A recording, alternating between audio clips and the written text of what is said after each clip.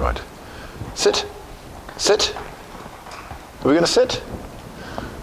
To a large extent, our week has been dominated by Deke here, who at the weekend got gored by a deer, a muntjac deer. I'm not going to show you this side because it still looks quite gruesome, but we have been looking after him quite a lot the last few days.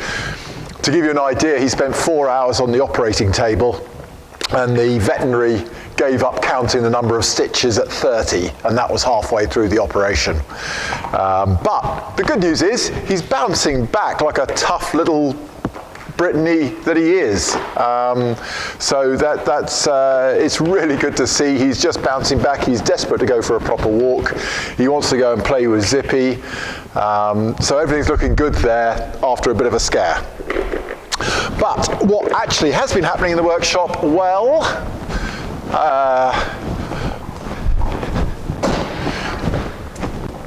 the 164 is now ready for handover, and that was going to go yesterday, but actually is looking more like it's going to leave on Wednesday.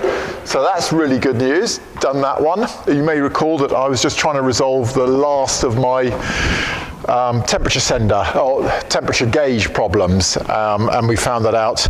And in so doing, I also proved what I thought was right, was that what is being supplied as the early 140-164 temperature sender and is labelled B701 is definitely a wrong fit. It's not close enough to the original resistance temperature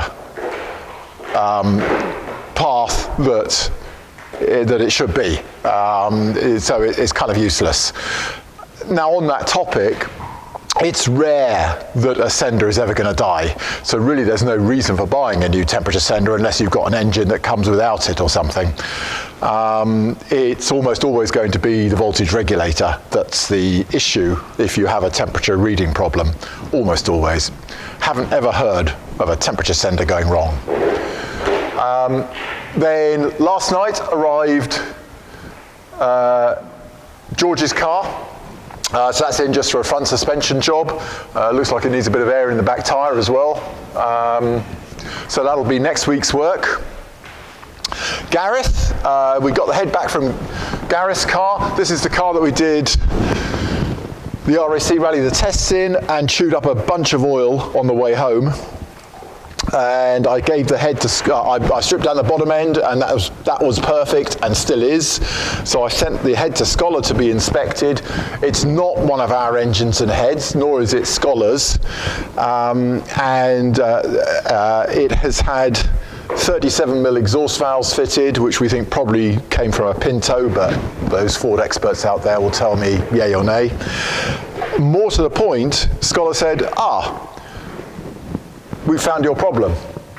That when they fitted, let's say it's Pinto valves in this, it's a slightly different stem diameter and slightly different valve guide profile, and the stem seals they fitted didn't actually fit over the valve guides. So they were just riding up and down on the valve stem.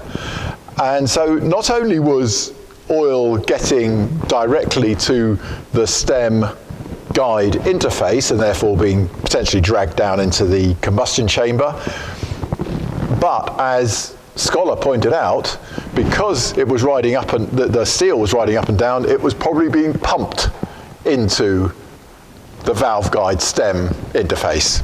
So hence the oil consumption would be even higher than expected if there were no stem seals at all. So that's all been done and back together again. Now just waiting to receive the exhaust manifold back from Zerkatech, which has been ceramic coated.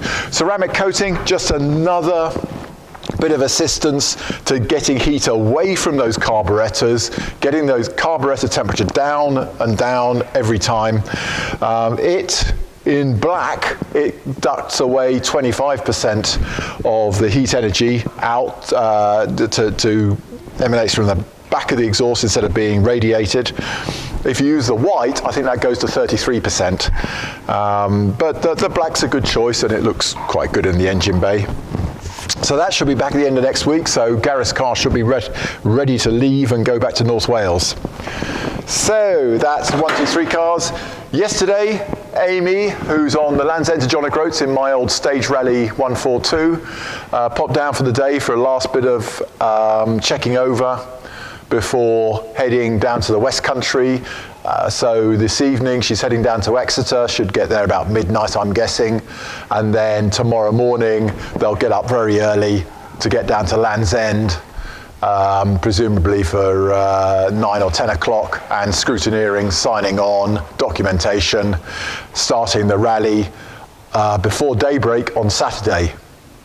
And they'll go do the West Country sections. I believe there's some out on the, what are those watery bits called, Emma, down in the West Country? Is it the Marches? I think it's called the Marches. Anyway, very watery, lots of dikes to drain the land, and I know they've got a competitive section through there. Often they use the toll road section, which is absolutely superb fun, a hill climb through the forests. What's that? Porlock. And then up into Wales, and we'll be marshalling a section near the village of Meifod, M-E-I-F-O-D. We've got a TC section there. I suspect we may be the competitive section start control, but equally it might be the first intermediate control. So that's at 0100 to 0330 on Sunday morning. So I guess we'll leave from our accommodation sometime around midnight and head out to Myford to go and set up stall there. So to that end, the V70